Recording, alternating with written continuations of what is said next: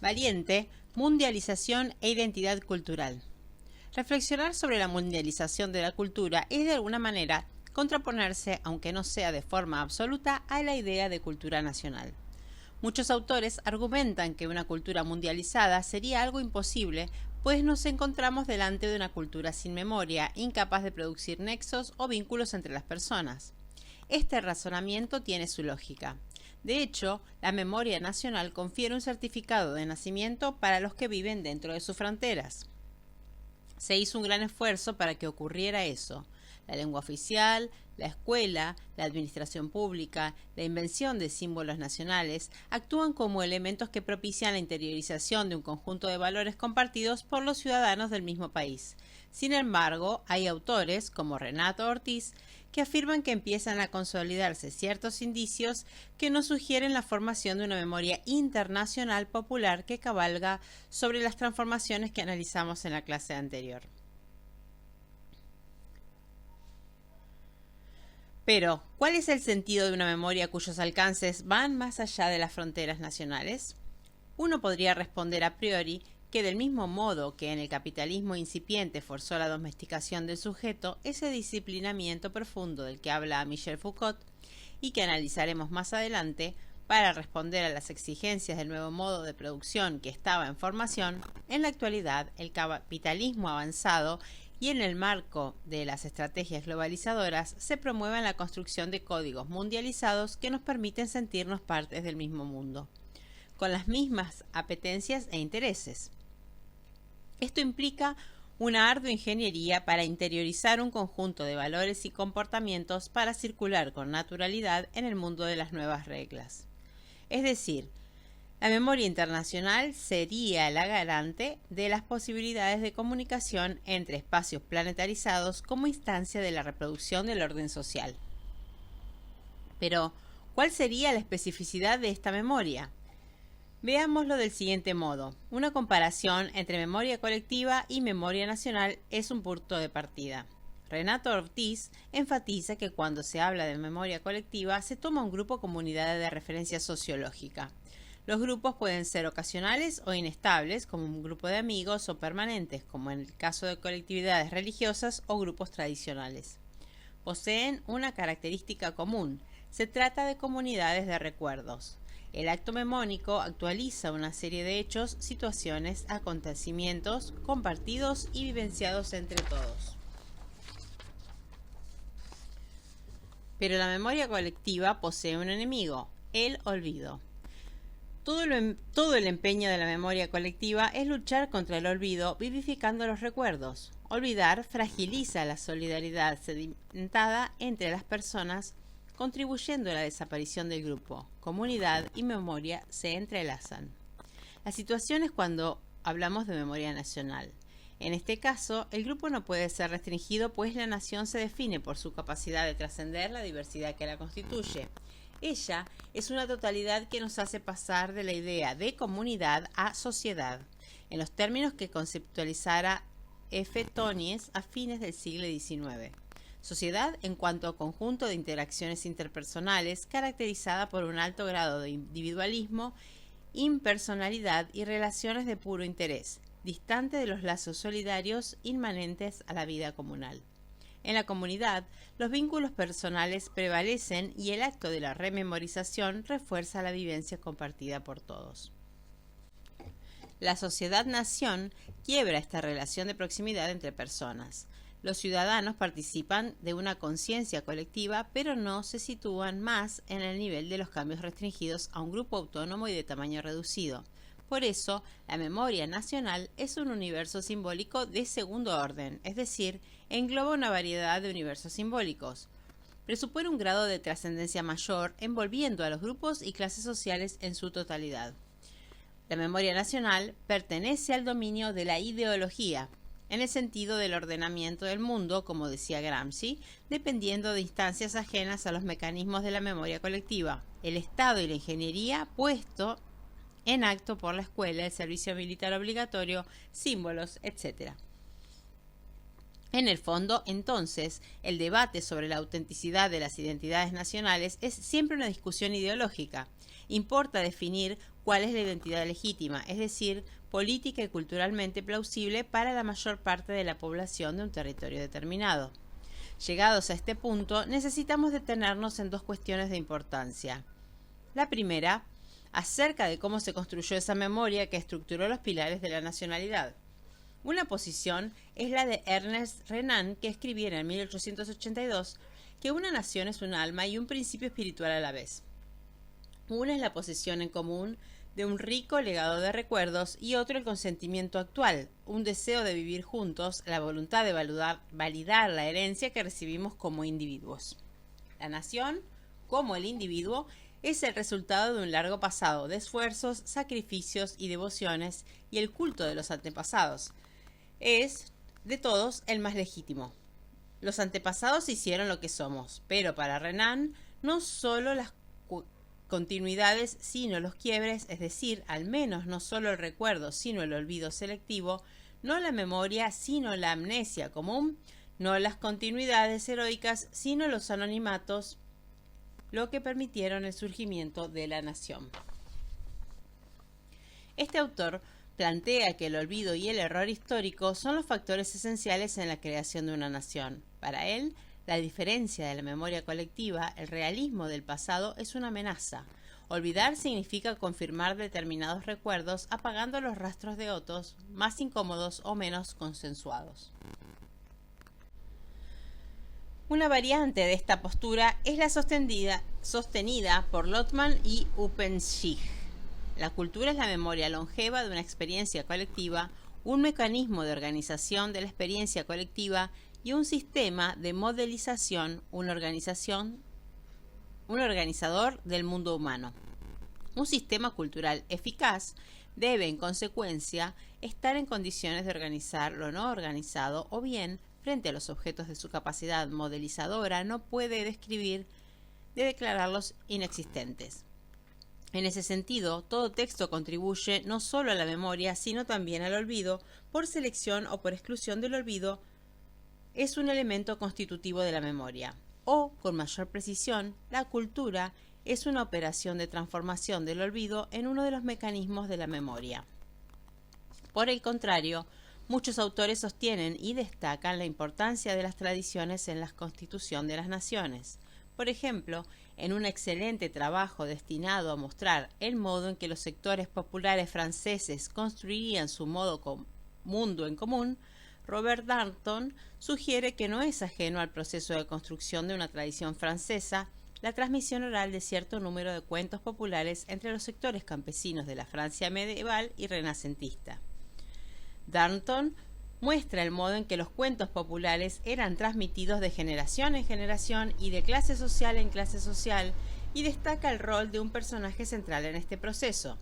Son las nodrizas de los hogares más adinerados del país, provenientes de los sectores más pobres, las encargadas de favorecer este doble proceso de transmisión a través de los años y por encima de la marcada división de la sociedad francesa de clases sociales. Tesis interesante cuando se la superpone, como lo enfatiza Rinesi, con la propuesta del propio Darnton en su trabajo sobre los márgenes literarios del antiguo régimen para explicar cómo es posible sostener hacia 1789 toda Francia era rousseauiana, a pesar de que pocos franceses habían leído a Rousseau.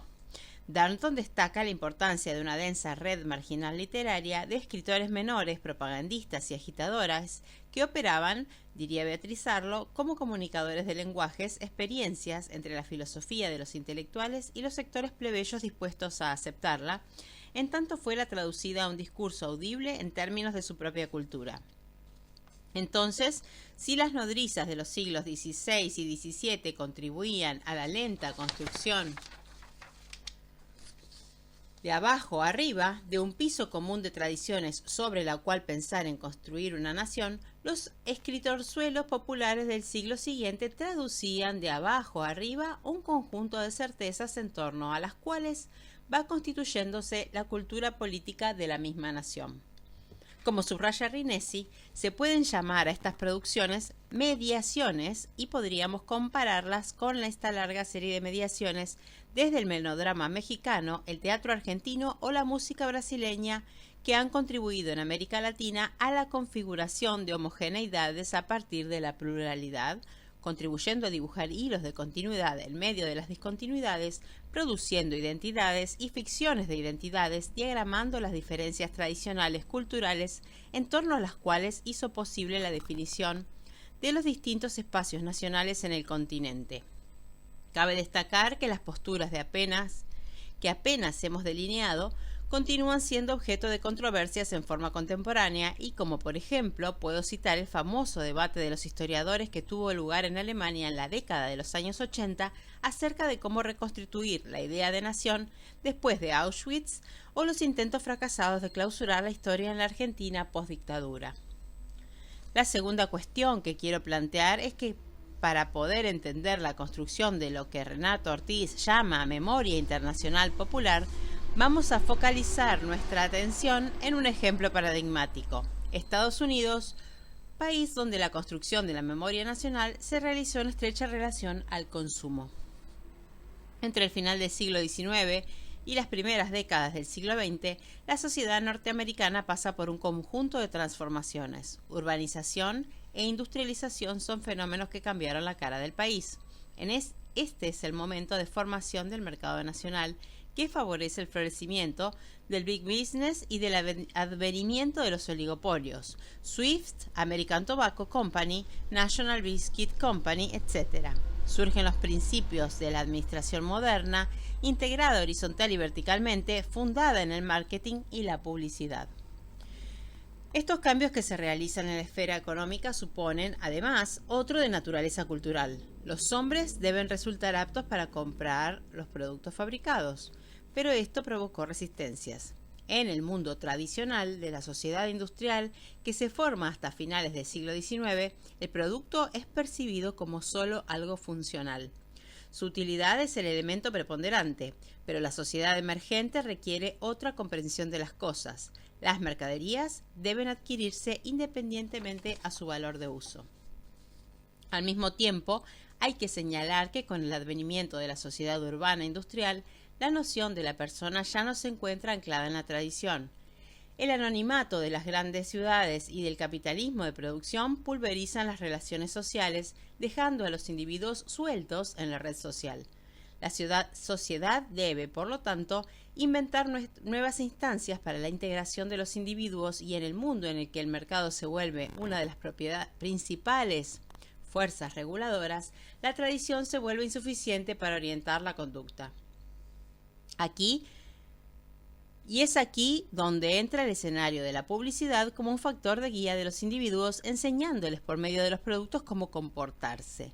Es decir, en los años 20, un temor a no conocer las nuevas reglas de juego, a transformarse en individuos solitarios en la multitud, la pérdida de fe en la comunidad ética o religiosa, habían distanciado a muchos americanos de la autoseguridad. Los publicitarios, conscientes o no, percibiendo el vacío de la orientación de las relaciones personales, comienzan a ofrecer sus productos como respuesta al descontento moderno. Entonces, la publicidad adquiere un valor compensatorio y pedagógico. Es modelo de referencia. Pero lo interesante a destacar es que estos cambios en Estados Unidos se vinculan al proceso de construcción nacional, es decir, para los hombres de negocio, consumo y nación son faces de la misma moneda. Como la escuela, el consumo modela la cohesión social y los publicitarios se consideran verdaderos artífices de la identidad nacional. Enseñando a los hombres las maneras y el imperativo del consumo, ellos trabajan para la eficacia del mercado y el reforzamiento de la unidad nacional. Como destaca Renato Ortiz, los norteamericanos construyen la fórmula democracia igual mercado. Los ejecutivos de las grandes corporaciones dicen en la época: el deber primero de todo ciudadano es ser un buen consumidor. El universo del consumo surge así como el lugar privilegiado de la ciudadanía. Por eso los diversos símbolos de la identidad para los norteamericanos tienen origen en la esfera del mercado: Disneylandia, Hollywood, Super Bowl, Coca-Cola, dibujos animados, cómics, etc. En otras palabras, la memoria nacional no apela a los elementos de la tradición, como los cuentos de Grimm en Alemania o las costumbres ancestrales en Japón, sino a la modernidad emergente con el mercado. En Europa, el derrotero fue similar, pero con algún retraso. En las primeras décadas, las sociedades industrializadas ya promueven valores contrastantes con el capitalismo clásico, pero este universo se limita a determinados sectores de la sociedad y a algunos países: Gran Bretaña, Francia y Alemania. Dicho de otra forma, la sociedad de consumo es incipiente y no determina las relaciones sociales como un todo. Esta identificación permanece a lo largo del siglo XX. En su primera mitad, debido a problemas económicos y políticos, recuérdese las guerras mundiales. Pero en Estados Unidos, gracias a la dinámica de la economía y la estabilidad política, la relación entre consumo y americanidad se concentra en una conjunción histórica fortuita. Bien, hasta aquí hemos visto qué ingredientes requiere una memoria nacional para legitimarse, su carácter ideológico, pero además, el caso de Estados Unidos, vimos cómo esa memoria se va modelando no sobre los ingredientes de la tradición, sino sobre las estrategias de consumo, modelando un imaginario donde los referentes tienen que ver con el mercado antes que con los valores del pasado. Ahora podemos pasar al contexto de la mundialización de la cultura. Hemos afirmado que en el contexto de la globalización se está afirmando un tipo de memoria que Renato Ortiz llama internacional popular. Esto es reconocer que en el interior de las sociedades de consumo se forjan referencias culturales mundializadas. Los personajes, imágenes, situaciones vehiculizados por la publicidad, las historietas, el cine, la TV, Internet, se constituyen en sustratos de esta memoria. Se forma una memoria cibernética, banco de datos de recuerdos desterritorializados de los hombres, marcas de cigarrillos, automóviles veloces, cantantes de rock, productos de supermercados, escenas del pasado o de la ciencia ficción, arman ese archivo de datos. La memoria internacional popular funciona como un sistema de comunicación por medio de referencias culturales comunes. Ella establece la convivencia entre las personas. La juventud es un buen ejemplo. Zapatillas Nike, rock, guitarra eléctrica, ídolos de la música pop, afiches de artistas, son los elementos compartidos planetariamente por una determinada franja etaria. Se constituyen así en referencias que modelizan las identidades, intercomunicando a individuos dispersos en el espacio globalizado. Ahora bien, una memoria internacional popular no puede ser la traducción de un grupo restringido. Su dimensión planetaria la obliga a contener a clases sociales y naciones. En este caso, a diferencia de la memoria nacional, el olvido es acentuado, pues los conflictos y la diversidad mundial son más acentuados que los dilemas nacionales. La memoria internacional popular debe expulsar las contradicciones de esta historia, reforzando lo que R. Barthes denominaba el mito de la gran familia de los hombres. En todas partes del mundo, el hombre nace, trabaja, ríe y muere de la misma forma. La vida cotidiana de todos los hombres se nivelaría según las exigencias universales del consumo. La publicidad operativa, esta idea, solo hay un lugar donde tomar Heineken, el mundo, calzar zapatillas Nike, iguala por sobre las ideologías y los conflictos. En Atlanta se puede visitar el mundo de Coca-Cola, cuyo objetivo es obvio. Coca-Cola unifica la gran familia de los hombres. Es la publicidad que Ibáñez llama publicidad estructural. En otros términos, para que los hombres se reconozcan y se encuentren en el universo de la modernidad mundo, es preciso que se forjen referencias culturales que la memoria internacional popular ayuda a construir.